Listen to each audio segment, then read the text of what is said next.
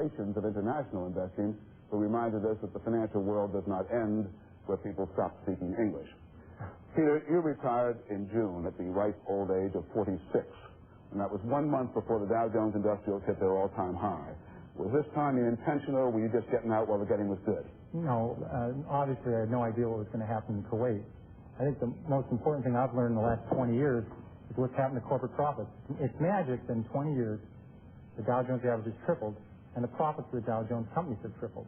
It's a direct relationship with what happens to companies' earnings, what happens to their stocks, and that's the key thing over time. Many people argue about whether markets are undervalued or overvalued. Are you suggesting then that they're usually fairly valued? They're always fairly valued. When you look in the last 20 years, Avon Products and Sears, these were great companies 20 years ago. They've fallen 30, 60% in price in the last 20 years.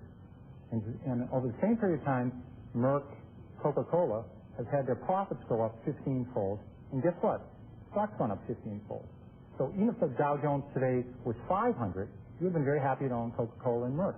So there's a direct relationship. That's what you have to concentrate on. There are people that own electronic stocks that don't know the difference between an EPROM and the senior prom, and they're trying to buy stocks. And the amazing part is the public is very careful with their money. When they buy a dishwasher, when they buy a TV set, when they rent an apartment, they're careful. When it comes to the stock market, for some reason, they just don't do any work. And it's not that much. A half an hour work would save them a fortune. What would they do in that half hour? They would first of all see if the company had sales and profits. A lot of times they buy companies, there's nothing there. There's literally nothing there. There's nothing to look at. When you look at most companies, you say to yourself, I'm going to tune in later on this company. I'll give you an example. Walmart started as a public company 1 month before the show. At that point, they had 37 stores. It was October of 1970. At that point, 10 years later, you could have tuned in to Walmart. Their profits were up 20-fold, and the stock was up over 20-fold. It still had another 10 years left. Profits went up 25-fold in the last 10 years. You can make 25 times your money again.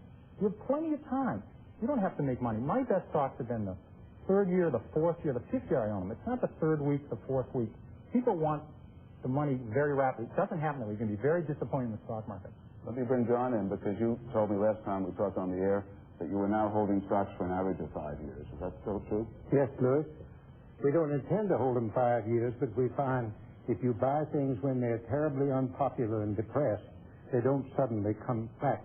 You have to be patient. Peter said the market in the end is fairly valued. You've made a career of seeking bargains, so you sometimes must think it's undervalued here and there. Very much so, yes. Very rarely is any share valued for its true price, or true value.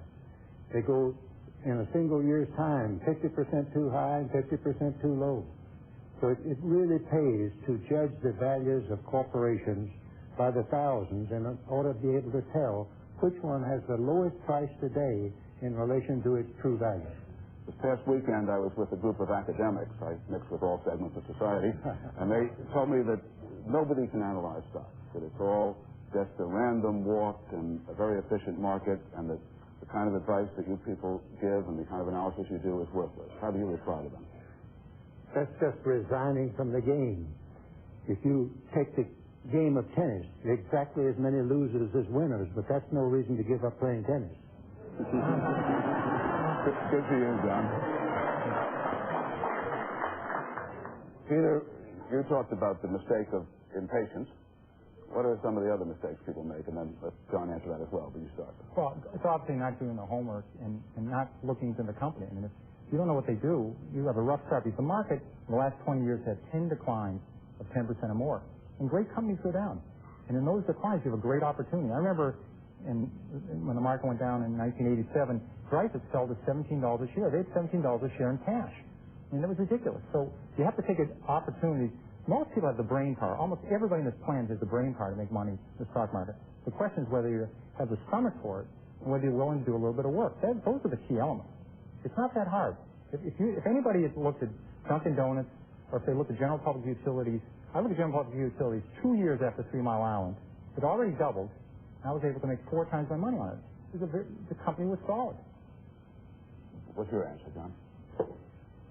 The main thing that people need to learn is that selecting assets is totally different from almost every other activity. If you go to 10 doctors and they tell you the same medicine, that's the thing to take.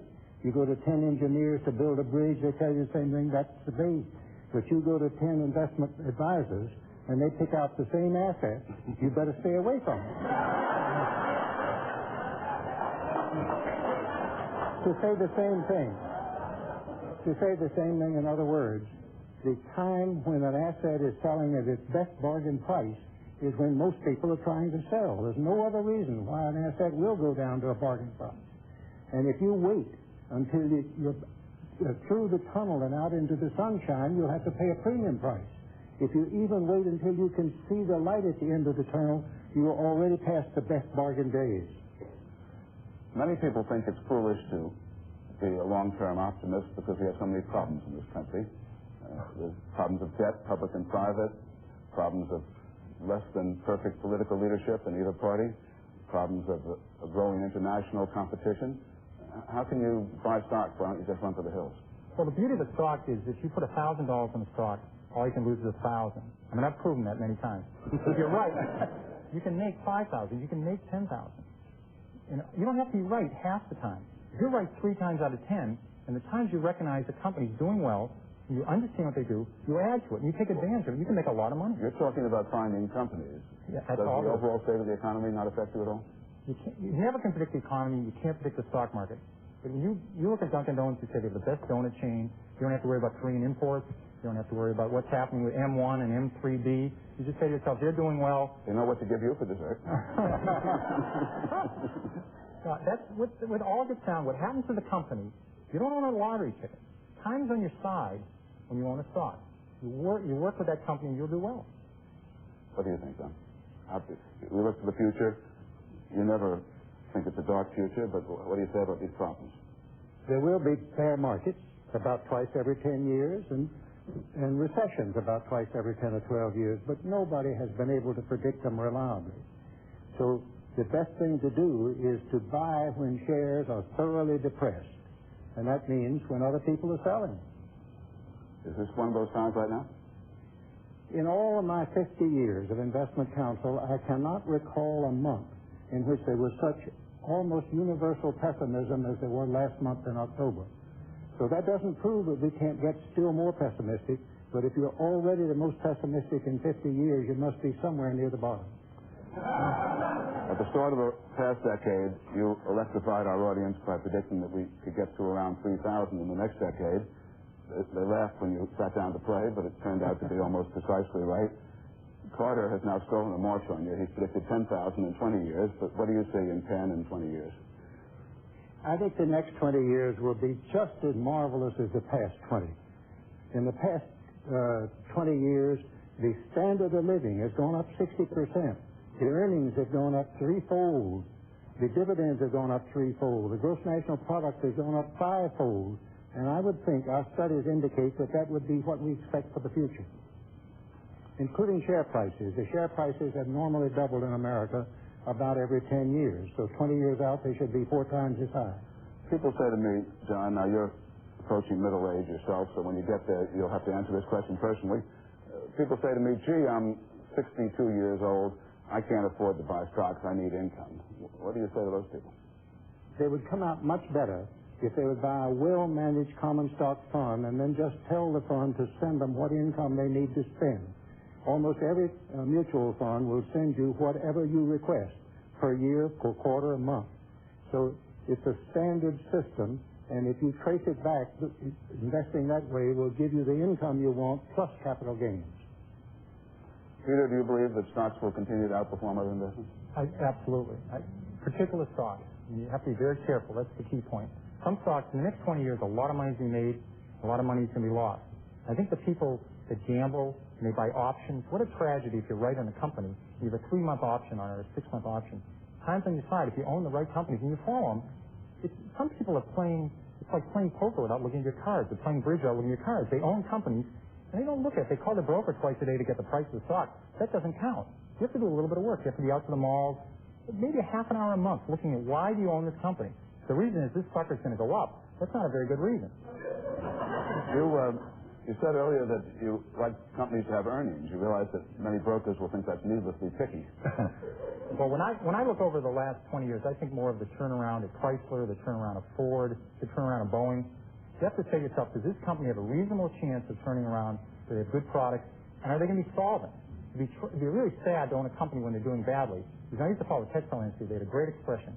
It's always darkest before pitch black. When you thought things were bad, they always get worse. You want to look to see, is this company going to be around? Very important statistic. Thank you both for your common sense and your optimism at a time when we need both. We look forward to years more of your very special wisdom from both of you.